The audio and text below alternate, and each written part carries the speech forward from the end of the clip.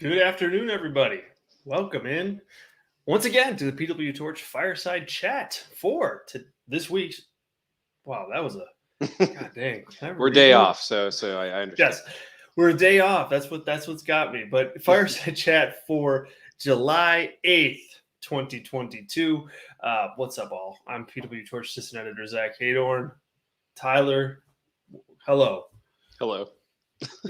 How I'm are glad you that this week? I mean this is I would say a blessing in disguise from a content standpoint. Obviously, the stuff we're going to get into is Well, not positive, but if we would have done it yesterday and then all this comes out this morning, or this additional information comes out this morning, so it's I'm glad we are able to talk about it when it's fresh and get our pretty pretty snapshot opinions on this. well, sure, man. I mean, well, if you don't know what we're talking about, Vince McMahon has more issues. A new report by the Wall Street Journal today, um, uh, just revealing that there's over $12 million in hush money payments over the last 16 years to four different women that worked for WWE. Um, the report indicates, Tyler, correct me if I'm wrong, but indicates that at least one of them was a talent of some kind. Correct. Um, uh, in WWE during that time period. This, of course, is on the heels of Vince McMahon stepping aside from his duties as WWE CEO because of a board of directors investigation into him and a $3 million hush money payment to a woman, an employee of WWE, with whom he allegedly had an affair with. So, just as we speculated back when the investigation started and McMahon stepped down, or not stepped down. I want to make sure not to say that. Stepped down, not really. Stepped aside is the verb is used. Um, we kind of speculated, man, that this is gonna get worse before it gets better, and it's gonna kind of snowball, before it doesn't. Mhm. Um, this to me is chapter two. I mean, it's kind of like, I don't want to say, I mean, it's always surprising and jarring to hear this type of stuff, and these allegations are a little bit more like just gross and Mhm. just awful. I mean, I think if you really wanted to look at the previous one and say, hey, look, it was hush money payment, but it was it was an affair that was consensual, what have you. There's all sorts of issues with that, but you could maybe make that argument. Then this story blows that out of the water in terms of kind of the grossness of it all. Mhm. And so that's where we're at. No comment made by, or no public comment by WWE up to this point. We did just report on PWTorch.com that from PW Insider that there has been an internal memo sent out to the WWE employees of the company concerning this issue. But that's it. No public comment. So, Tyler, I'm rambling. That's a lot for me. I mean, like I said, we kind of expected this given the circumstances of that previous story. Are you surprised, or is this just par for the course? Yeah, definitely not surprised. I mean, I think we alluded to it in protecting ourselves by not alleging. We were alleging things and just, we didn't have any facts in front of us beyond the initial claim that you had brought up. With the consensual relationship, extramarital affair that he had earlier. But this is how things like this work in the world, right? So the initial report is dropped. It's on the Wall Street Journal. You Mm-hmm. see the reporters' names are at the top of the page. Reporters are easy to get access to if you know information, and people that have had similar run-ins with Vince McMahon, let's say, are more apt to reach out to those people anonymously, especially if there's NDAs, things like that. And it takes weeks to verify that information. That's obviously what's happened here. And like you said, I don't think this is going to be the end of it either, right? The more and more Right. these stories circulate and last in the air, the more there is. And the initial report is something that is, yes, gross and not surprising for a guy like Vince to do for what we know about him. But when I had a corporate job, I used to teach sexual harassment training to new hires, and both of these fall into those categories. There's two categories of sexual harassment if you've never taken a class like that. But the first one is, kind of vague, and he's a position of power and someone that's not in power. But, the other one is that you allude to with the talent, that her contract was not renewed in 2005. I mean, it was a tit for tat. I mean, she did not continue to, per the article, allegedly, she did not, continue a sexual affair with him. And that is the most stone cold, easy, provable sexual harassment claim there is. And obviously all the payouts, no comments, all that stuff. It's just, I mean, it's not going to be the end of it. And, we'll get to it, not to jump the gun here, but I just can't see how he could remain, he could remain holding stocks, I guess, but he can't have any, creative control. He can't be the CEO. He can't be around. He's got to be totally ostracized if you're running that company. And I just don't see how any way it doesn't come to that, or, and we'll get into all the tentacles of this and everything, but it's just like, this is not the end, in my opinion. There's probably going to be more. And, the reporting's obviously, anyone out there, if you look at the Twitter replies and some of these things, there's a lot of, just like anything, right? There's a lot of people that just cannot believe it and want proof. And, these are allegations, but I think the point you alluded to earlier, I think the reporting is solid, beyond solid, because there's no answer by the company to say this is false. Even, they're not going to go out there and say this is a lie and set themselves up for even more litigation down the line. So yeah, it's just, I can't see how this, how he's part of anything that we know that he currently is, in the immediate future, but let alone the intermediate future. I mean, so yeah, Sean, definitely agree with you here. Not surprising, par for the course. Probably the tip of the iceberg, unfortunately. Sean, thanks for being here. Same thing with Zach and with Ron. We'll get to your comments here in a minute for sure. But so, man, in regards to that, yeah, Zach, we'll get to you right now because it kind of chimes in with Tyler. Vince has to be done. The board can and should terminate his contract. How much more of a pattern do they need? This is the question, whether or not that they truly relieve Vince McMahon of his duties because of these allegations, and not just because of these allegations, because I think there's multiple people in that company that knew what Vince was up to here, but more so that they're out there, and WWE has put themselves out there as a mainstream corporate entity, with licensing partnerships and television rights partnerships and just, major partnerships. This isn't, the WWE of even 10 years ago. It's significantly different, and that's how they make a lot of their money. And so I've got two schools of thought like bouncing around in my head as far as what happens in regards to Zach's comment on Vince being done. Ron, you kind of sum it up here. He should be gone, obviously. Will he? That's a different question. And I don't know that I can definitively say yes at this point, just because it's going to have to come from pressure from the entities that give them all the money. So I'm looking at Fox, I'm looking at NBC Universal. Like that's those two conglomerates pressuring WWE to do something about this, I think would lead to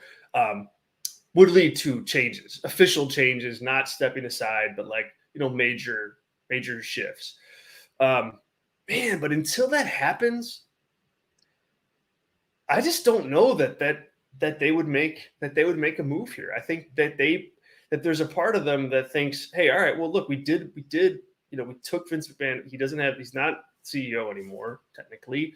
Yes, he's got creative, but that doesn't really have anything to do with his CEO duties. And, I kind of can see a situation in which they try to navigate around this, as wrong as that may be, just because of how much turmoil there'd be in that company if Vince McMahon were to stop being the head of creative all of a sudden.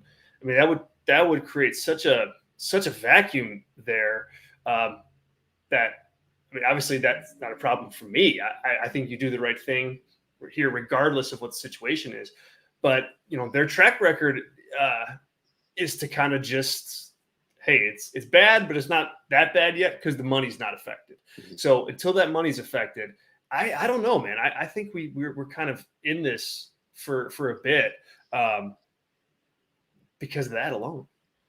Well, yeah, I think you're 100% right on what is going to cause this to come to a head, right? If WWE was a private company, and let's say NBC Universal didn't like this, and we're going to cut ties, and they could jump right over to Apple TV or whatever, some company that didn't care about all this and jump on and get new content, I think there would be almost no. I mean, it'd be such a huge favor for him to stay on and continue to do this as long as he wanted. But yeah, I mean, you have those media partners that have the most say over a publicly traded company here, and how could you, if you're running NBC, Universal, whoever is the executive this is under their umbrella, like, how are you not hearing from your boss, like, hey, what the hell is going on here with this? Right. We're paying them how much? And then Fox the same way. Like, no matter, like, all these companies are evil corporations, right? But like, they all have to save face. None of them actually care about this, right?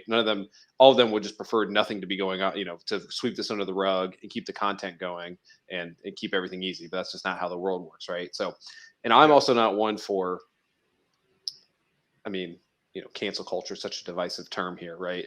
But let's say, hypothetically, you have people that are maybe so disgusted with this, and they end their Peacock subscription, and on the reason why they say because XYZ about this McMahon situation.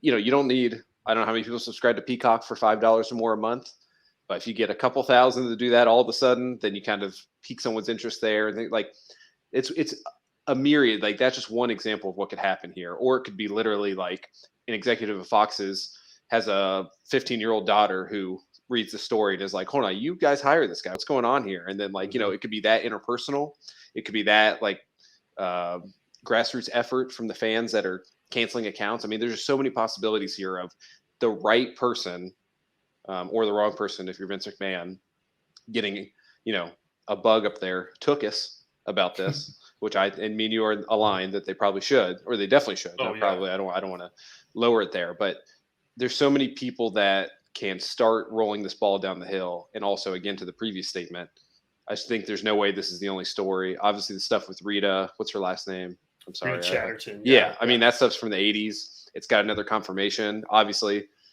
I think you're on the same page. When a woman says something happens, I don't need a second source, but maybe some people out in the world do. And there's a second source now to confirm that story from just the history. So, we've got something from 86. It's all allegedly, we're not lawyers. We got something alleged from 86, from 2005, from 2018. And there's I don't think there were dates on the other stuff, right? But they're just the last 16 years is what the report said. Yeah. So that's 05 to now. So I doubt there's not going to be another allegation, let's say, from 1987 to 2004, right? I'm going to presume that there's going to be some allegations from that era as well. And it's just going to keep being stories. And, I don't know. I just don't think there's any way that the right people in charge aren't over this and push him out. He can, again, keep his stock. He can still be a billionaire. That is, like, there's no litigation here that's going to take that away from him. But he, like, cannot be. He could even be like, if it's, I guess we can get into this. But if it's someone that is a McMahon puppet, then yeah, I guess technically it could still be kind of pseudo controlled by him. But that's, like, not really the point at the moment. So. Yeah, well, yeah, it's not. And let's definitely get into that in a second too, because that's interesting to analyze the what if, and we already kind of have, but now that there's more out here, it's man, it's a story. And real quick on Rita Chatterton, we had the author of the New York Magazine piece on the show last week or 2 weeks ago, talking about the article, talking about Vince McMahon. And talking about her research. And it was fascinating. So you can check that out now up on the YouTube channel if you want to dig into that. Really, really interesting article or interview. So I definitely suggest you guys do that. So, man, you hit a lot of really great points there. But I think from an internal perspective inside WWE, like before, like with the earlier allegations, it was Vince McMahon hush money payments to employee in the office with whom he had an alleged affair with. That was where it was then. The allegations in the Wall Street Journal piece today really cross a line, like out of like corporate office stuff and into like the talent arena, in which he's, head of creative in, because you have a talent.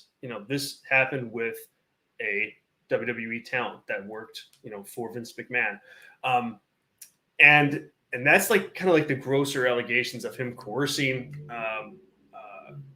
this person into oral sex, and then not when she wanted to not do that, not renegotiating and re-signing her to a contract. So that the other stuff is bad enough, but this gets into a very, very different territory of serious, in my eyes too, that adds just a deeper layer of, all right, it goes from, maybe you could make the argument Vince McMahon had some bad judgment on the previous one. This is more, all right, this guy's he's not a good guy. I think that it kind of throws this whole situation into a deeper waters. What do you make of, the kind of the just the more severe allegation that came about? I mean, the farther you go back, right? I mean, the newest allegation is the most, I don't know, tame, if you want to say it. It's the most Elon Musk, as he's in the news, yes. right? Doing the same sort of thing, except, it was an executive. He didn't pay hush money payments to her. But that is, happens a lot in the world where, you step out on a significant other, and then he's this rich guy, so he had to pay because, et cetera. But as you go farther back, I mean, it gets worse and worse, right? Like the 05 stuff is disgusting and reprehensible, and I would say borderline criminal, hard to prosecute a case like that, especially when someone takes an agreement. But and then you go back to the 86 allegation, then that is, the statutes are gone on that, so there's no way that's going to be able to be prosecuted. But if you take the account of Rita there, I mean, that's rape, right? So I mean, you're sliding scale on the allegations here, and again, it's just the picture. This is the word that we're looking for sure. Yeah, I mean, it's just, beat around the bush. I mean, he's a powerful guy. We're on a platform here, so I think we're both trying to be careful with what we say. I obviously am, but it's the story is pretty clear. If you were to lay these two stories out for someone who's never heard of Vince McMahon, doesn't watch wrestling, you just like, hey, this guy's the head of Paramount or something, or this is the head guy from some A24, some independent film studio, and you saw all this stuff, they'd be like, yes, disgusting. This guy needs to not be in charge of any human going forward, and he should not be like creating content for things that children watch. I'm not even like the save the children kind of person here, but like that's like a whole nother thing here. It's like at one point do those groups come into place? But I mean, it's so clear, the line of evidence with so many different sources, that to me you can't argue that this guy is not a predator, if you take everything into account. So the thing, man, that's a really good point about, I mean, because look, they do market this product to kids. The other thing that the WWE as a company has done is they've had a concerted effort, and it took way too long for them to get here, obviously, but a concerted effort to be at the forefront of, the women's revolution or whatnot. Like that's a big, like, kind of marketing thing for them, that they like to hang their hat on. And it's very, very hard to do that now if you don't do anything about Vince McMahon and these allegations. It's so hard to kind of be out there and plant your flag in all those areas when when you're not, or when you openly have somebody like that has been accused of so much in charge, not just on the board, but in charge, essentially. That's an issue. Not to mention, you are, there's the WWE's involved with Connor's Cure and all sorts of other charity organizations, Susan G. Komen, and just I mean, that's part of how they market themselves, and that is tainted now too if you just sit around and don't do anything. So that adds another layer of complexity to whether or not to pull the trigger on really relieving McMahon of his duties. Yeah, I mean, and then I would say too. I don't know if this is going to be a point, so I want to make sure we bring it up. But at some point, not that I want to, cast judgment on any of us, but at some point, like if this nothing does happen, you got to look at yourself and like, are you okay? This is like the royal you, not you, Zach, specifically. Yeah, but no, sure. You can answer as well. Me too. Are you okay with, like, if nothing does happen, if the board doesn't do anything, if Fox, NBC Universal doesn't do anything, and I'm not saying there's a right or wrong answer here, right? Because we love professional wrestling. Mm-hmm. But are you going to continue to watch the product as much as you are?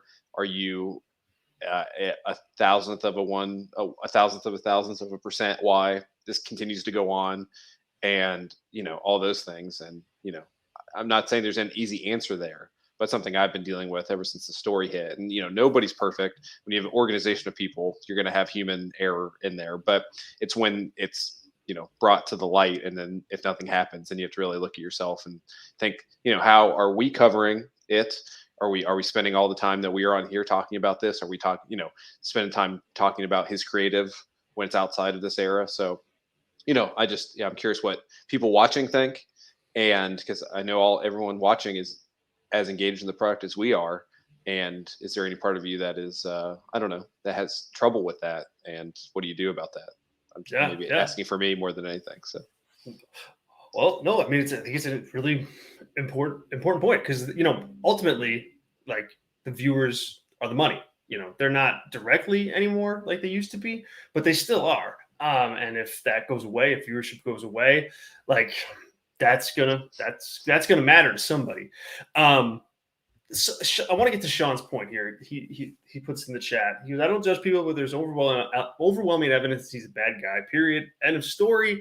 And he shouldn't be running the company. So, thanks, Sean. I appreciate that. To comment on that, if I were to kind of bottom line my opinion on where I am on this right now,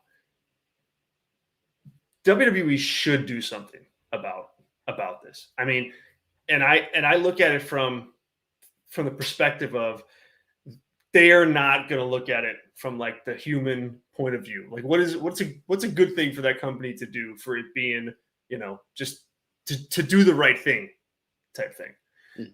Let's take that out of it and just look at the business of what's on the line here with this call, because it goes without saying they should do something about Vince McMahon to do the right thing. That goes without saying. I want to stipulate to that. But if you take that out, like everything that we've talked about so far, viewership, Peacock subscriptions,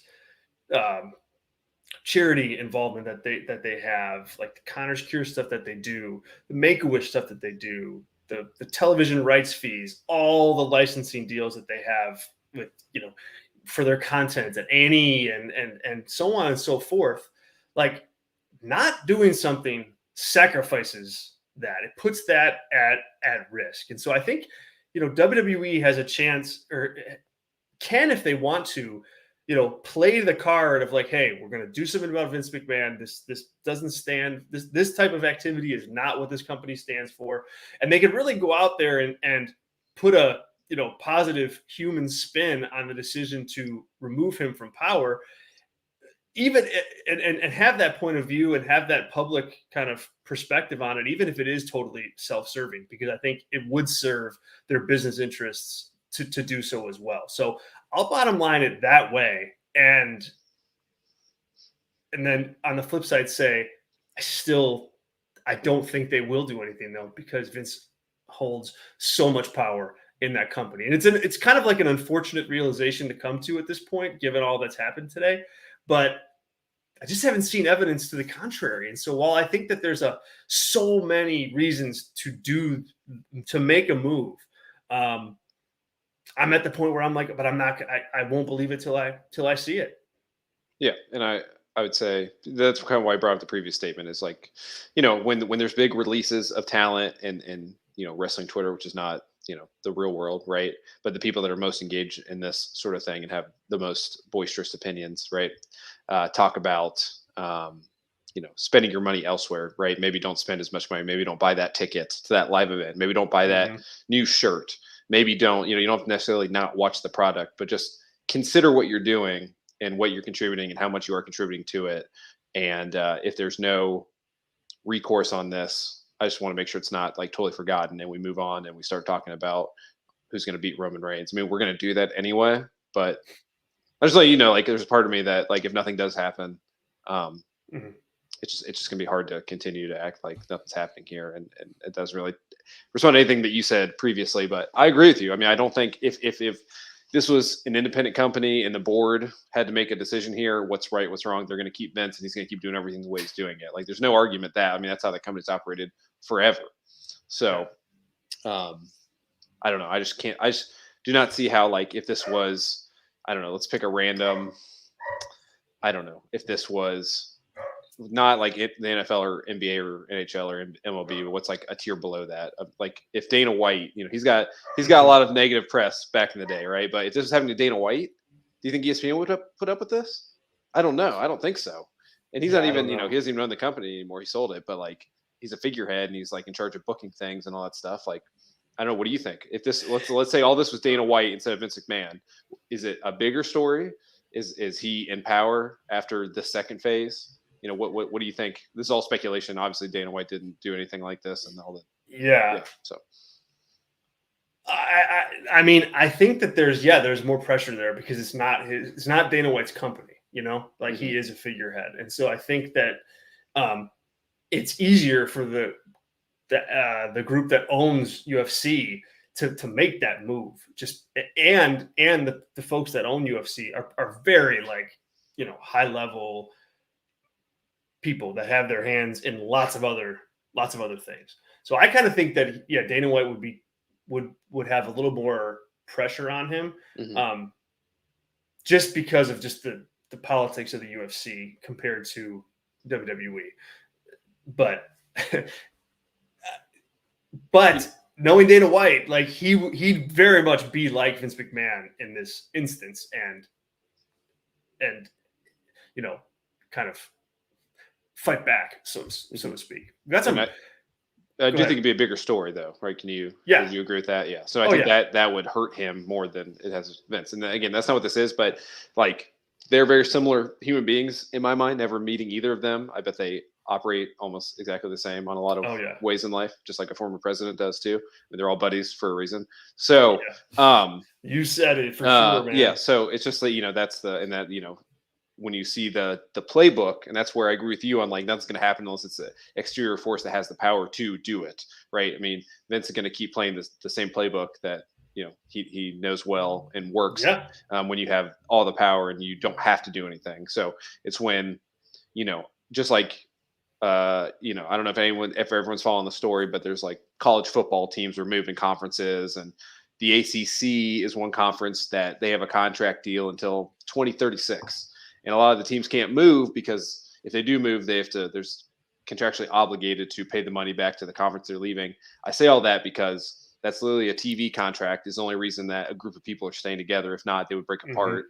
And these contracts that are on the back end, right? I mean, we're 2 years left on the Fox deal, somewhere about. 2 more years. So like, that's easier to cancel a contract when you're almost all the way through it. NBC Universal, I think, is on 3 years left. I think they were a year after the Fox one. I go get these numbers, but like, take all that into consideration. Or they're like, hey, you got 2 years, but we're definitely not resigning with you if you keep Vince right now. And then you can't just like, that's like a decision you have to make pretty soon as a company. You can't be like, oh yeah, well, we'll fire Vince when the 2 years is up so you can resign with us and then bring him back on. Like, that's not how business works, right? So there's all those things that are happening behind the scenes, and not just like that. None of us have, high level corporate red tape to go through. And I think that's a lot of what's going on right now. And those people are the ones that have the power to tell them, like, hey, out, or we're done forever with you, no matter what you do after this point. So, and that's a big, and here's, I mean, like, well, hold on, put a pin in that, because I want to get to some stuff in the chat here, because Tracy brings up a really good point. And Tracy, thanks for listening. Thanks for watching.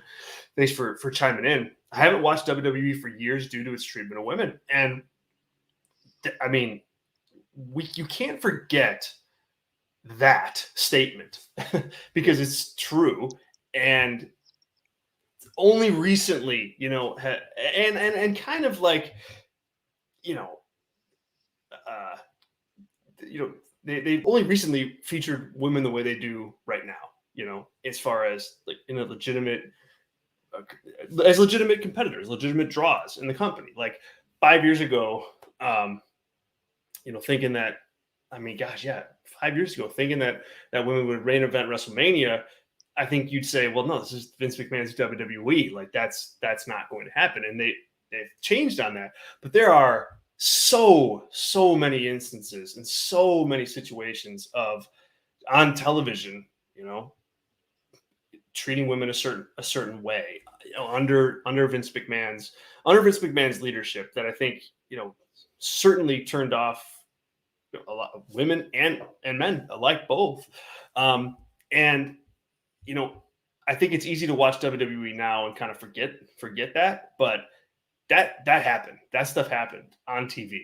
Trish Stratus barking like a dog on all fours, like that happened on TV with Vince McMahon. And I know it's a character thing, but you start connecting these dots, whether they're supposed to be connected or not. But you look at this picture, and it's not a healthy picture. And Tracy, I'm really glad that you brought that up. Having a good chat here as far as like what it in the chat, what it would take, to stop watching. I think, Sean, you make a good point that, like, hey, look, like, people in WWE are going to take a hit because of what Vince does. That's that's the nature of the beast. Sometimes, that's why you have to have good leaders at the top of your businesses, because those people that work for the company do depend on you. And Sean, your point, I don't think is unwarranted either. Like, hey, there's a lot of people that work for that company, that make livings in that company.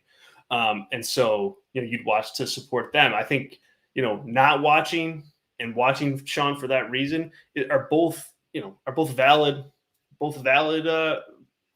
avenues to go down, depending on how you feel about this. I think the easiest thing would just be for WWE to do the right thing and get rid of him. Yeah. I mean, and not to totally remove ourselves from the conversation we're having, but like would obviously be good morally and for our souls, as my dogs are not happy about it. I guess they're also wanting Vince out of here. But wouldn't the product be so much better, right? Wouldn't we all just like try and see if someone else was doing this creatively? Like, wouldn't talk about that for a second while my dogs calm down. Yeah, well, yeah, I mean, yeah, like, well, I guess you, first of all, you don't know. You don't know who, what you're going to get with Vince McMahon, and it's a product that you either can put up with watching or that you can't. And I think that's come into more stark contrast in the last 3 years than ever before. What WWE is, that's what it is. I don't, with Vince, if and when Vince goes at any time, either now or if he retires or dies, whatever, like, there's going to be for a little while, like, okay, what is this going to look like? What is the future? What is the creative going to look like? Like, if it's, somebody like Nick Khan pulling the strings that has absolutely no, experience booking a wrestling show or writing creative for a wrestling show, and he's kind of in charge, then okay, that you're going down a road that is very cloudy. If it's Triple H, or even if it's Bruce Pritchard, who knows? I think those two have different visions for what WWE product can be, but there's proof there. There's conceptual proof of, like, that's what their vision looks like. And, so that'd be a certain, it'd have a certain look and a certain feel based on who's running it. But the fact that Vince isn't there, I think, is the biggest story, because you just don't know what it would look like. He's been synonymous with the company forever, and him not around just as I said, it creates a vacuum of power in terms of whose vision wins out. And I think that'd be, that will be fascinating to watch. Either way, you just, again, you don't want the biggest pro wrestling company in the world to not be in the hands of somebody who knows pro wrestling. I think that would be an even bigger problem than Vince McMahon. But there's a lot of people in that company that have experience that can do the creative job that Vince is doing. And I've already named a handful of them. You know, Triple H, Bruce Pritchard, Jeff Jarrett is there, Paul Heyman is there. Yeah. Cody's there too. Zach Heydorn, good. You know, who knows? Like, you know, he's there. There's a lot of potential options. Yeah, and I think we can speculate on that. Hopefully, in my opinion, hopefully we can speculate that on that in the future here. I think there would be a transition phase on maybe a triumvirate would be in control for a period of time until things solidify. But I was just more putting it out there of like, I don't know. I think it would show the WWE as like the corporation did the right thing even under pressure, and Right. you know, would definitely have me more interested in re-engaging as a more full-time fan, you know, as opposed to just a critic or, you know, an analyst, a commentator on it. You know, I'd be more excited personally as a fan too, just to see a different creative direction as it's been needed, and because, you know, this has a stink to it. Well, Sean agrees. New creative vision would be so much fun and super interesting. Yeah, it would. I mean, it would. And maybe for the wrong reasons in the end, because you know, you just don't know what would happen to the product. But it certainly would be refreshing too in a lot of ways. I want to make sure we didn't miss any many comments here. Yeah, Gunner, thanks for being with us. More women will likely come forward. Yeah, I mean, I don't think this is the end. You know, I don't think this is the end of this story. Like, this doesn't go away in 24 hours. And I don't know if that's going to be because women come forward or more is uncovered. But clearly, there's some top level journalists on this, some reporters that are on this story, working to uncover it. At least at the Wall Street Journal. So usually, if they're looking for something, they will find it. They've got resources there. So yeah, I don't think this is the end, Tyler, unfortunately. Yep. Dude, anything else on Vince before we kind of pivot topics a little bit? I mean, this is the story of the day, really the story Yep. of many, many years. Like, I mean, you know, you're talking about here the biggest figure in pro wrestling history and the most successful wrestling promoter in history, and some really awful things that he's done. Mm-hmm. It's kind of hard to like pivot to something like, you know, the booking of Claudio Castagnoli after this, but it's you know, I don't know how much else we could say on it at this point either. Yeah, I mean, we've been very serious for 38 minutes on this, which I think is great. I think that's why I like the show. We can have fun. We can also be really serious and let our opinion known. But as I said to you before we started recording, do you think tonight on SmackDown they will show this story with first reported by Wall Street Journal, then have the ESPN logo, the CBS Sports logo, all that stuff? Do you think that's going to happen, or are you going to say that's a no? Probably. You know, like Undertaker's in the Hall of Fame. You know, that sort of presentation they do. Oh, as first reported by X media outlet. No, I mean, oh man, no, they won't. But you know, as I said to you off air, like you know that somebody at WWE just loves the mainstream media coverage. They're always about the mainstream media coverage. Are we on SportsCenter? Are we on ESPN? And well, top thing on ESPN.com. Now you are. Yeah. And it's likely, well, it's not. I did have another thing. Do you know, I saw the report also that I don't know if it was Sean Ross Sapp reported it. It was somebody I rely on. It was when Vince did his thing on SmackDown, 2 weeks ago, where he came out and did the thing, and he walked back in the back and said, fuck him, as soon as he walked through, you know, whatever, expletive warning. But that's what he said to everybody in the back once he came back. And, you know, does that, not surprising to me when I heard that. And I believe that that seems to track with him. But any take on that besides? Well, it was Sean Ross Sapp, Okay. Fightful, that put the report out, so confirming that. And no, not surprised at all. Like the appearance itself, he might as well have come on TV and said that, because that's really what both of those appearances were all about. It was him being able to stand in front of millions of people and essentially say that without saying it. And I said that from the very beginning. This was like an FU to anybody who would think of challenging him, and that's media or these women, whoever. But that's there's no other reason for it other than that, and so I think that he didn't verbalize it. Didn't verbalize it how he probably wanted to on television, so he did it backstage. Yeah. Oh man. Gosh. Azan chimed in and asked, what do you think Tony Khan is thinking about all this at this point? And it's speculation because nobody knows. Khan has not commented on it and likely won't. I don't know why he will. I guess my reaction is like, he probably just is like, okay, like that's awful, that's bad, but we're gonna go on with our day. Like I don't know, Tyler, that he's sitting there, taking much from this, other than it kind of confirms things that I'd assumed about Vince McMahon. Yeah, I mean, personally, I'm happy that Tony Khan is not tweeting about this and like calling out people like that, because I can see a universe where he is doing that. So I think that is good. He's had a lot of PR blunders. I think this is good not to comment on.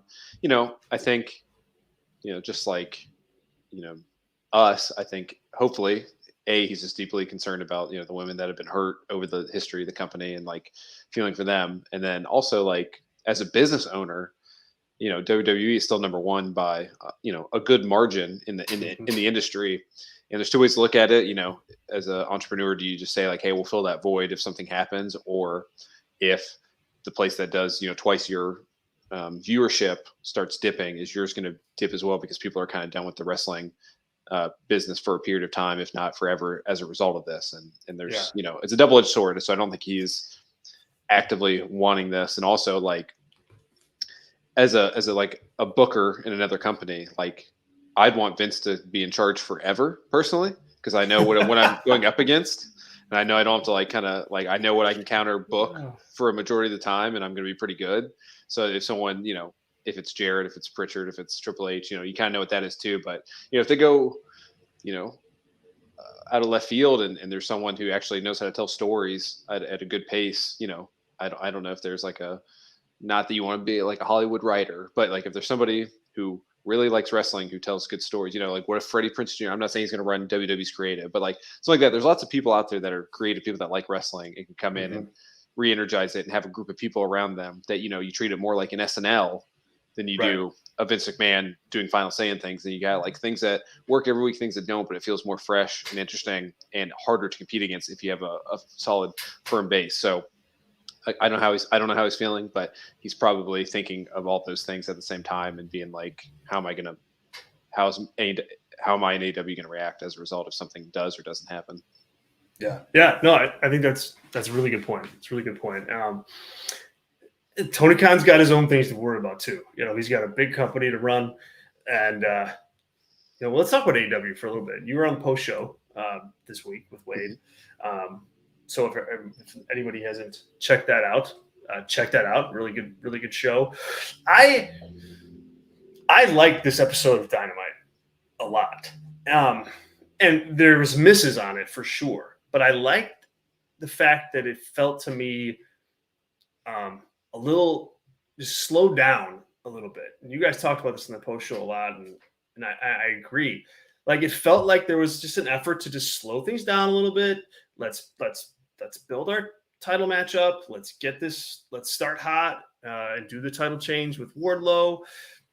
We'll cut a promo. John Moxley will cut a promo. Malachi Black will cut a promo. We'll do some backstage stuff. Like it flowed nice. And I think it was like one of those, a good nuts and bolts show for the company that you need sometimes, just like a drama on HBO or even just like broadcast television. You're not going to have like these just burners of shows every single week. Sometimes you need an episode of a show to set up stuff that's going to happen. Yes, as Zach said here, a utility episode. Yeah. I thought this was that, and I think AEW has been missing shows like this for a handful of weeks, and this kind of brought it back and started to lay a foundation. You had John Moxley just win in the end, celebrate and go off the air. No angle, just the big star with the title, celebrating. Boom. I like the simplicity of it. I think you can build off this. Obviously there's issues with the show too. The Ruby Soho thing. My goodness, I could not believe my eyes on that one. But overall, I like the formula that they went with. Yeah, I agree with everything you're saying. I like the slightly different pacing and different segment breakdown, having more talking segments, with Christian and Eddie, whether you liked them or didn't, at least it was not jam-packing matches. We did have that with the turn of the Gun Club on the Acclaimed. But I think the one thing that you can see here that, if you're in the know, if you watch a lot of it, you kind of already tell this, but if you're a general fan, who's important on AEW if you watch this week's episode of television, right? You know that Wardlow is important, Moxley, Kingston, Jericho, I guess Malachi Black, but more in the, you also know Christian and Jungle Boy, because they're all those were main things. The most important tag teams at the moment, and this is not in the history of the company, but this is for the next month and a half. Those are the stories that the whole company is centered around. And if you just jumped into this episode, there's still certainly some backstory you would like to have. But I feel like you could watch this Wardlow guy's big and this crowd loves him, so he's important. I'm going to keep track of him, and what the beef these people have with each other. So it was more threaded that needle than it usually does. Now there's still all those issues of it being for certain fans and needing to evolve past that. But I think this is a good step forward. As on these post shows, if everyone listened, you can know that it's a little bit more critical than praiseworthy, and that's kind of how the show should be structured. But I agree with you. Yeah. Well, it should be, and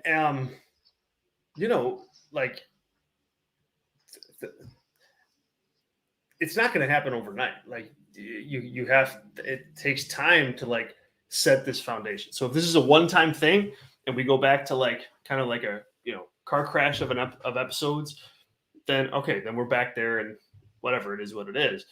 But I think if you stick with it, you won't reap the benefits of it next week or the week after, maybe even the week after, but 6 months from now, you might.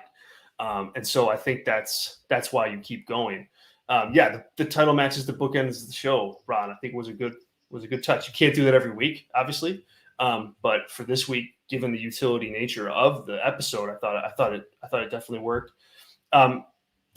Zach, Tyler, you correct me if I'm wrong and break the tie here, but it wasn't the fact that they didn't want somebody holding her in place. It was that she clearly put her arm in harm's way. That to me was the egregious part of it. Break the tie, Tyler. The tie. I saw Zach had this point on Twitter too, and I saw on that, there's really no good rebuttal, because obviously that is empirically true. That is why that was set up a certain way. And what they should have done is they should have refilmed it where Ty was in the car holding her hand so that she couldn't move her hand. And that would have solved the issue, because it would be Ty, but then who's going to slam the door, right? But then you just have, I don't know, you think of another way to do it. And that's obviously why they did it. They didn't want Jericho slamming the door in her hand. They didn't want Jericho holding her hand while they slammed the door on it. I understand that. But then just rework it, reshoot it, do it another way, and tell the same story, because I thought it was, it was totally fine in a vacuum. If that's if you understand, okay, Kingston and Ruby are friends now, and now they've heard, his friend, and that's why he's still mad. All that works, but yeah, just reshoot a different way and just have it, whatever. But yes, so Zach is empirically correct on why they did it, but I'm with you, Zach. Two Zachs, sorry. You win, Zack Heydorn, because it is. They should have just had someone looking at it and be like, "Hey, I understand why we did this, but it looks like crap. So let's just do something live, and not have it be the main point." Because Eddie again got a huge pop, went out there, cut a good promo, and then had this happen. And him and Jericho are going to be a top 3 or 4 match at All Out, or at some other show if they're going to do it before they had a theme show beyond this. And all that is. The discord is about Ruby Soho and her holding her hand in the way, which is not benefiting anyone. So that's a miss that happens over and over again. If it's a one-off, it's not an issue. So Zach, I go with you. Heydorn. All right. Well, there you go. Zach Barber, thank you for commenting as always. But glad you're here. Good. I mean, it's a good point. That's what they were going to do. But yes, like that would have worked too. Yeah, I like just being think inside the door and like pulled it shut. I mean, that would have yes, looked clunky, but it would have been better. it would have But been like, better. yeah, And I think it's more like it's just kind of like quality control type stuff than it is anything else. Like somebody looking at that going, nah, that's not gonna work. We need to do something else. I Well, we would say can't have. Go before we ahead. move on, sorry, I would say it was better than Charlotte Flair with her hands cuffed and doing the chicken walk and kicking Ronda Rousey from like 3 years ago. Yeah, I seem to remember that spot as I I recanted. So it was less goofy than that. That was, a gif for all time for people to use in the wrestling space. So, yeah, all timer. it wasn't as bad as that. So That was an all timer of a gift, yeah. and God, man, yeah, that was that was rough.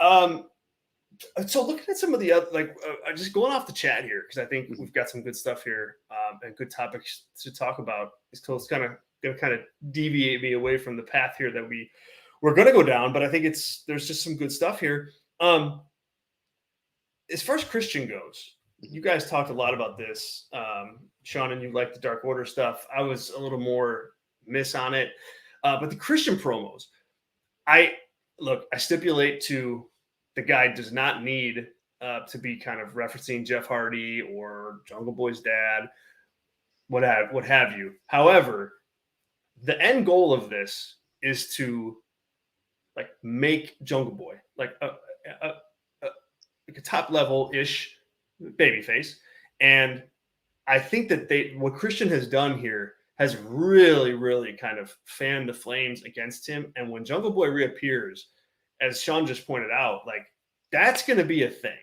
That's going to matter. That's going to be like big time news, a big time reaction. And so knowing that, I tip my hat to Christian because I think he really has. He's done his job of elevating Jungle Boy, and they haven't even had a match yet. Yeah, I mean, I couldn't agree more. I think you can critique some of the stuff within each promo and what you should or shouldn't do, but the the wide view of it is, yeah, I mean, he's the MJF role on the roster, right? One person is allowed to be that kind of heel at a time within AEW, and he's picking up that torch and doing it. And yeah, I mean, that's the stuff with MJF feuds was that he almost suffocated the build of the person he was going against, even though the action was good, right? Like when him and CM Punk battled, like obviously Punk went and won the title, but like not that you want to elevate that you can elevate Punk much more, but I felt like whenever, even if he won or lost a feud, it was kind of even, or he was slightly higher when he shouldn't be. And the beauty of Christian is that he can do this, and Jungle Boy can win and be significantly higher on the card than him than if it were to happen with MJF, because just kind of the 20-year age gap and things like that build into like, hey, he's at that certain spot. And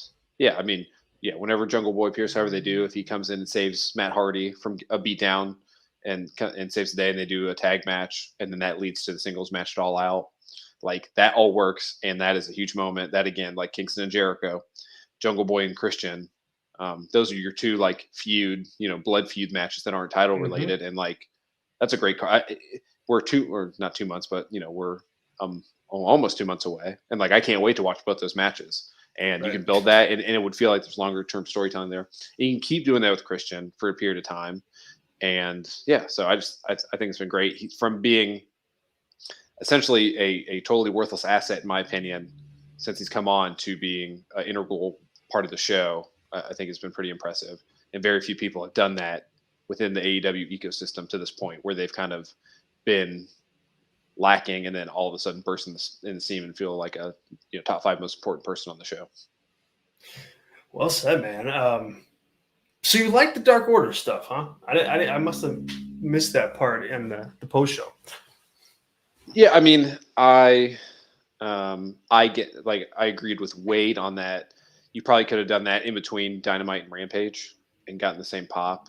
But I like, as we're talking about WWE being the way that we're not expecting them to do the right thing. And I'm not saying Tony Khan and AEW do the right thing all the time, right? That is not what I'm trying to say here. But like, it's a nice change of pace to see a company that continues to honor a guy who passed away when he was working for them in this way. And do you need to do it every time? At some point, it kind of becomes a parody of itself.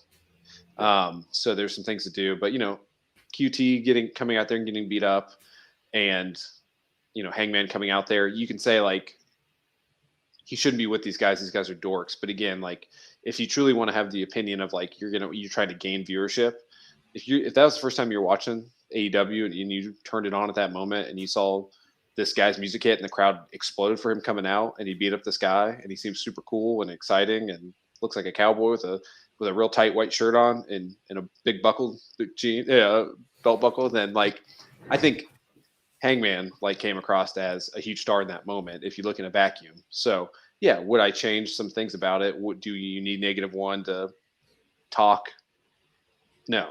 Do you need the Dark Order to say like we're staying? Like no one really I mean, that none of that there's critiques on all of it, right? But nothing's perfect. And I think overall it was fine and it made Hangman look like a bigger star than he was when he had the title. So, You make a good point about Hangman. I mean, no doubt. God, it's got me rethinking everything. I don't know. I don't like to rethink everything. And that's also not me advocating for him to be rolling around with Dark Order all the time either. Yeah, right? no, So I know. It's like if this happened over and over again, yeah, it'd be bad. But one off as like a nice little, hey, we're AEW, we have a history, and this is like a little throwback to our personal history, right? This is not a reference to what he did in Japan with these guys. Right. That is what I think people are clamoring for, and when it does happen, I just try to shed light on it because there's lots of critiques, and I have tons of critiques about AEW, but like it's a positive on that like history within the company. If you watch for a long time, you feel justified. Yeah. All right, fine. You and Sean are going to gang up on me, I guess. So whatever. Yeah. Adam Page, man, like Sean chimed in with this too. Now that we're talking about him, like he is in a weird spot. He's in a tough position. And what do you make of that? Like, what is not working with him right now? And maybe it's nothing. Maybe it's just, hey, he had a run as champion just a few months ago. He's got to move on to something else. But it just seems like he's just kind of flatlined a little bit as far as his momentum. And I mean, the guy obviously can still put on great matches. He's a big star in the company. I mean, people cheer him a lot and they get loud. But he just doesn't seem to be in that kind of signature spot. And by that, I don't mean championship. I mean like feud, like something to do on TV that really matters. Like CM Punk was not in the title picture, but he always had something on TV that mattered. Page is a guy that I think they should get there with. But he's just not in that slot right now.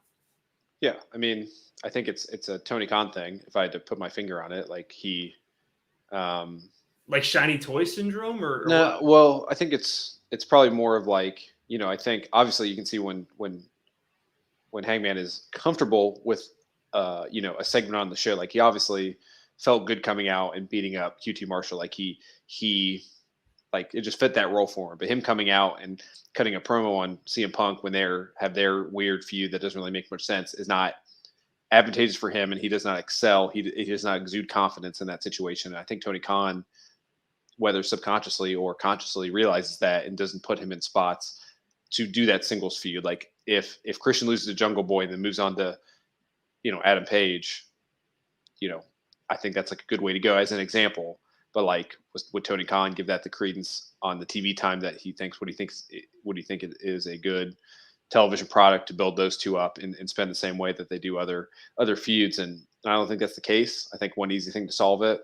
I'm sure this has been said lots of times, but I think Page just needs a manager, someone to talk for him, and I don't know who that is, if that's going to be your follow up. So don't hit me with that. But like let's say in a perfect world you have a I don't know. I mean, that's better for a heel, but I think if someone was talking for him and doing, what, that's just the only part missing in his game. He puts on great matches. The crowd loves him. He just needs to, like, I think Tony Khan would feel more confident if there was someone there that could talk in place of him and build him up. And I don't know. So what are your thoughts on that? Well, Man, yeah, it's tough because I think you're onto something with the manager thing. But then I think about some promos that Adam Page has cut that have been really good, and that he just doesn't do enough of. And so I don't know if that's just it probably. I mean, it is a Tony Khan thing in the end because he's the one who's writing the TV shows. But I think what's missing for me with him, and I think because of this, like it's hard to slot him in certain areas, is he just, for whatever reason, lacks a swagger that I think you need to have for the level of pop that he's getting, like the level of reaction that he gets. I think he still looks out there to me like he almost doesn't deserve it, you know, and maybe that's the wrong perception. Azan, Zach, Sean, Ron, everybody in the chat, what do you guys think about that? But that, to me, that matters. Like, you have some people in the wrestling business who have that and really shouldn't.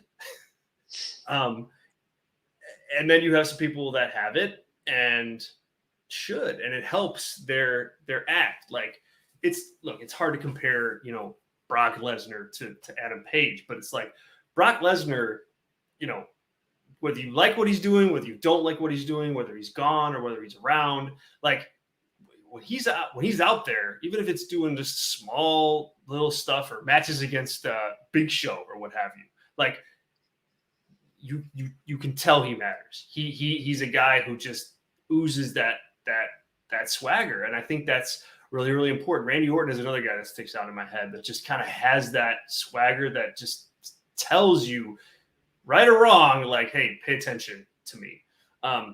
I think Page needs to find that a little bit. And I think he's one like really, really good feud away from doing it. Like a good story where he's a clear babyface and, you can lean into, him being a good guy. You can lean into, that part of his personality, but you can frame it in a way that just makes him just, a confident star. And I'd like to see that out of him. I don't think we saw that with CM Punk. I just don't think he got there with it. And I think that hurt that build. Yeah. I mean, just trying to think of like who that would be against. I mean, obviously if MJF was available, and who knows if he ever will be within AEW again, well, but I think if he were to win a definitive feud against MJF, and like, it'd be hard though, because I mean, MJF's better than most people on the mic by a country mile. So he would definitely be that on Hangman too. So he probably would be probably wouldn't be the best use of him in that situation as well. But yeah, I don't know. I just think, what's the peak in your mind? And let me know if you agree, because in my mind, this is your peak Hangman, thinking he's in that spot that you're exactly describing, right? Is, to me, it's just before the pandemic. He's grabbing beers from people in the audience and chugging them. And it felt like really it was his time to come soon after. And I just think like just that mode all the time. Like, let's say in 2 weeks, Lambert and Sky and Ethan Page are in the ring cutting a normal promo that they do. You hear his music. He walks out and just totally like decks Dan Lambert and walks to the back. Like, I think people would lose their mind for that sort of, not stone cold, because he's not going against the man per se, but he's like just coming in. He's like the sheriff of AEW. Like, if you're in here running your mouth and like it, then like I'll come in and stop you. I'm not trying to give him free character advice here, but I think, I don't know, how would a character like that work for you and what you want? Because I think what you're saying is like, it's hard to, and I think you would admit this also, it's like hard to define what that Randy Orton, that Brock Lesnar, that swagger is, right? Because personally, when he comes out like he did this past week, I see that swagger, but it just feels like maybe there's analysis paralysis on like when he's the champion and he comes out and he wants to make sure that his segment does the best numbers minute to minute, and maybe that's too much of a Tony Khan influence on like, hey, good job, buddy, you were the 4th best segment on the card tonight, and he's the champion. Like, maybe that gets in his head, and that's things that we and you don't know. So I guess I'm throwing a lot out at you. But yeah. No, I mean, first of all, it is hard to quantify, like, no doubt. But I think that's what makes it a really special quality to, because everybody has it in their own way, and it's hard to define it, Yeah. So that's one thing. I agree with you on that. As far as what he could do, yeah, I mean, like if he's in a role like that could work. I don't know if it would work, but it seems like on the surface it could. I think to me, what it looks like is, just man, it is really hard to define. Tracy made a great comment here. The fine line between being the everyman and a star, and Hangman straddles it at best, but usually falls too far on the everyman side. That's well said and articulate of my opinion, as opposed to Zack's here, which is, hey, Hangman is the anxious millennial cowboy.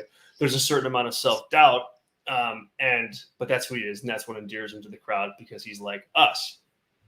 Two very relevant points of view.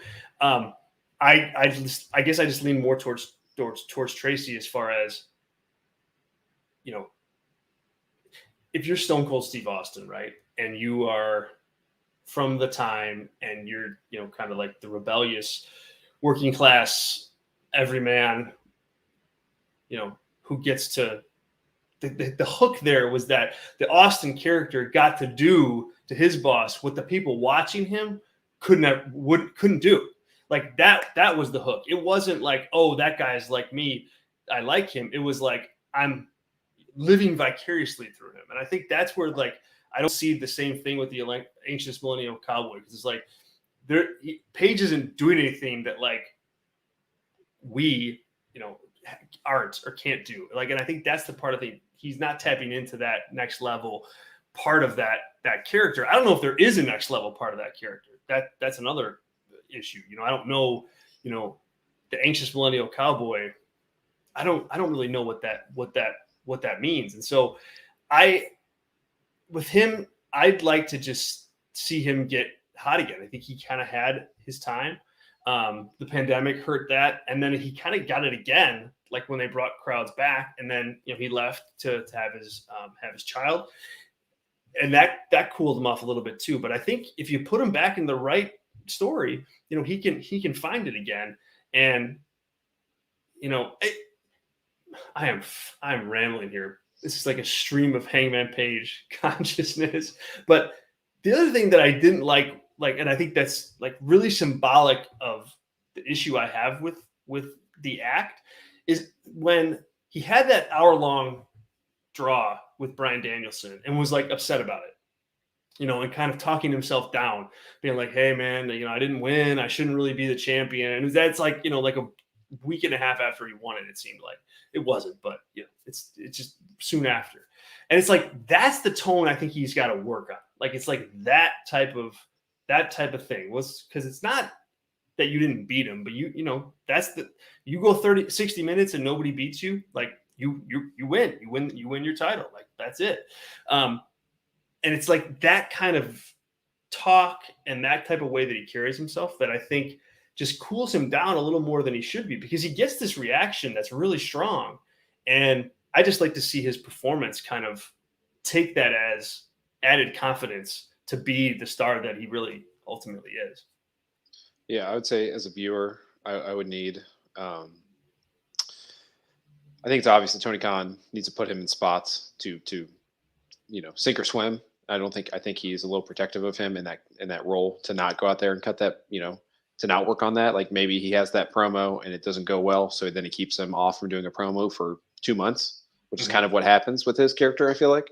Yeah. So it's more having faith in him as a human to go out there and correct it. Or if he's saying like, hey, I don't want to go out and do it again, then you go force him to do it, or he gets slotted in that spot that, he's the upper mid card guy, and he can occasionally get hot. Like, it's one of those two things has to happen.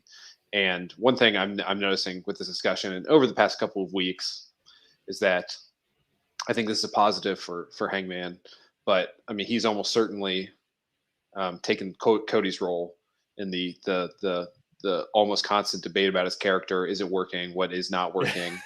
And I think that's beneficial to him, because he's going to be relevant in that role for a long time. I think if Kenny comes back, maybe he would take that from him. But good or bad, I think people want him and see that he can be a star and a top guy in the business in general, not just AEW. And I think the fact that people talk about that consistently, could be a detriment if it doesn't click in time.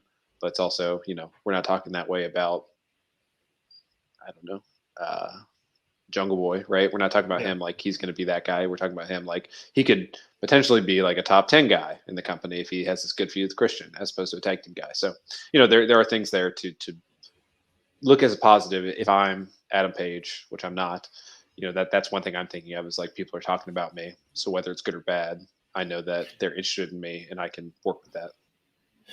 Definitely. And there's another part of this too. It's like, the wrestling industry, habitually, historically, I guess is a better word, has been an industry like full of sharks. It's like it can be a ruthless, industry where you have to get yours. You gotta like take your own. And, like you had a bunch of people come into the company, like in the last, year that, command attention. CM Punk, Adam Cole, God, Tony Storm. I mean, the list goes on and on. Adam Page, I hope that he's backstage, fighting for himself and his time, because he certainly has a reaction and a crowd and the love of the audience to back up like that type of pressure to make sure that he gets his. And you're right. People talking about him like this help that out because he's in the conversation, he's in the discourse. But it is on him at some point too to just say, "Hey, wait a minute here. Like, I want to do this. What do we think about that?" And act like a top star, like he is. I think that real life element of it and like the reality of the wrestling business, I think plays here. It stood out one time. Ruby Soho, I think it was with, gosh, I don't know who it was. It may have been with Renee Paquette on her podcast. Ruby was talking about, hey, I think she was asked the question like, what's your relationship with Vince McMahon? And she was like, well, like none really. Mm-hmm. And my reaction to that was like, man, like how, like that's unfortunate. Like, well, probably not now with everything this week. So. Well, right, sure. Sorry. No, you're right. You're right. There's deeper reasons for that, no question. Which certainly would change the analysis of this. But if you take that out, though, you got to have that relationship if you want to be a top star. Like you have to have that, and the same thing goes with Tony Khan. Like it's a different relationship for sure, different guy, but you gotta fight for that. And I have no reporting as to whether or not Page has done that, but if he doesn't have that swagger on camera, it's like, maybe he doesn't have it backstage either. And I think he really should, because he's got the fans on his side. Yeah. I mean, we will see. I'm sure there'll be a tell-all book at some point here where we get more of a definite, if the Bucks contract is not renewed for some reason, I think they'd be the first one to write like that tell-all book about the politics of backstage AEW. Absolutely. And if Hangman writes it, Zach already has the title of the book right there. Anxious Millennial Cowboy. Boom. There you have it. All right, man, we're going long. We talked a lot of WWE already, and if you're listening to this and you're going, hey, why are they talking about Money in the Bank? Well, we analyzed that thing live in real time right here on the Fireside Chat during the show. So you can go back and check that out. It was a live show. It was a blast. A lot of you guys that are hanging with us right now were hanging with us then, and it was fun. We'll do it again for sure. But Tyler, is there any other WWE topics that you want to hit before we kind of ride off? I most of it to me is Money in the Bank related. So, yeah, I don't think so. I mean, we have, I think we're on the build to SummerSlam now. So, whatever that may be. But I think there was some Cena news today, might have dropped while we were talking, that Sean Ross had. So that might, we'll see. I think they could use him on their television to get away from the Vince stuff. But yeah, I mean, that's more what, an ROH stuff. Yeah. Yes. Was on. Don't worry. We got you. Yeah. For WWE, I mean, we're going to do it more. Roman Reigns is going to come back tonight, and so there'll be a lot to talk about there. Yeah, honestly, WWE is just hard to think anything other than Vince stuff for me personally, right? So Exactly. that's just kind of how I am. So no, I mean, and it's true, and it's gonna take all the time, and it should. It's that big of a deal. Yeah, the ROH stuff. Boy, Death Before Dishonor is going to be a good show. I'm pretty certain of that. There's just a lot of talent there, and there's a lot of good matches, and so I think it's going to be a really good show. I'd rather not have it on Dynamite. I just would rather not have it on Dynamite. I think it confuses things. I think it just makes the show just a little bit more muddy. You have stars that appear regularly on Dynamite going after titles that aren't defined.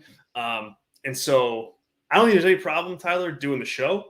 I think, there's no problem with that. You're going to have people that buy it. It's going to do pretty good business, is my guess. I don't have any problem promoting it on Dynamite in like a commercial type way, just here's how you watch it. Like, boom, like no problem with that either. I just would not be doing the creative stuff like FTR cutting a promo on the Briscoes. The majority of the AEW audience has no clue who the Briscoes are. And I think that gets really, really muddy really, really quick. So I like the show. I'm going to watch it, and I'm going to cover it, and it's going to be a really good one. But I'd get it off Dynamite as soon as possible. Yeah, I agree. I think the show's going to be good. Maybe we can do a live watch along of that too. I don't know your plans, but that would be great. I think whatever the solution here is, it needs to be separated. It needs to be its own brand, right? It needs to be like compared to NXT. I'm glad that Braun Breaker and Cameron Grimes are not all over Raw and SmackDown and being referenced. So I don't know what the solution is. I think it's at some point AEW is going to need to be part of a streaming package with somebody, not their own network, but be a part of HBO Max, be a part of whatever. Mm-hmm. And as soon as that can happen, you make ROH a show that is exclusive to that streaming platform. It's got good production value. It's in front of a live crowd. Maybe in the same place. Maybe it's in Baltimore, which is a homestead for Ring of Honor, whatever. All that is details that don't matter. But there you can do like, here's a little documentary about the history of Ring of Honor, why all these titles matter. Here's like what we have rights to. And you watch Ring of Honor on that. You get references on Dynamite, and FTR might be exclusive to Ring of Honor for 2 months to get that thing off the ground, and then they come back to AEW, and you're like, hey, if you miss FTR, like here's a promo. They're on HBO Max on our ROH show that we produce, and it's super slick and everything, and it separates everything, and then you can grow people like you can have Wheeler Yuta be the ROH champion when Gresham comes up and feel like a big deal. All that stuff, like it just makes so much sense. I think that's got to be the only thing waiting, because you don't want this on YouTube. It's going to make it feel less than, because you've already devalued your YouTube wrestling content with Dark and Elevation. So be on a streaming platform so I can watch old pay-per-views and All In without watching on YouTube bootleg, and then have ROH on there as the exclusive to get people over. Work that into do the same thing WWE does, right? Like make a deal there, then get the next TV deal, and just like I think that's the plan if I had to guess, but like it's definitely not ideal until that happens. So that's a great plan. We should get Tony Khan on the horn, and you can pitch that to him, because I think that makes sense. I think that's probably where they're going. At some point, they've got the ROH library. They have to put it somewhere. And so I think it's going to go kind of exactly how it is. I would just get it off. Just get it off Dynamite until then. Just run the show. That's fine. It's going to be a good show, but I'd leave it at that though. Mm-hmm. Oh boy! All right, man. Boy, it's been quite the show, quite the news day. Thank you everybody for listening. Sean, Zach is on. Ron, Tracy. Thank you, Gunner. Appreciate it. Really appreciate it. Tell your friends, guys. Like, subscribe to the channel. We've got a brand new interview with Josh Alexander up. He talks in really great detail about being Impact World Champion, what that means, and some really like transparent insight as to the responsibility of being a champion, even of a smaller company like Impact, what it means to him and why it's important. So check that out. And follow me on Twitter @ZHeydornTorch, and Tyler, I'll throw to you. Cool. Yeah. I mean, check out if you're not VIP, go VIP as always, but check out the Rampage post show tonight. Be a solo recap by me on that. But yeah, follow me at Ring of Tyler. Appreciate it if you do that. And yeah, that'll be it. Awesome. Thank you, man. Talk to you guys soon. Talk to everybody soon. Thanks so much for listening and watching. Thanks for being here. We'll catch you guys next time.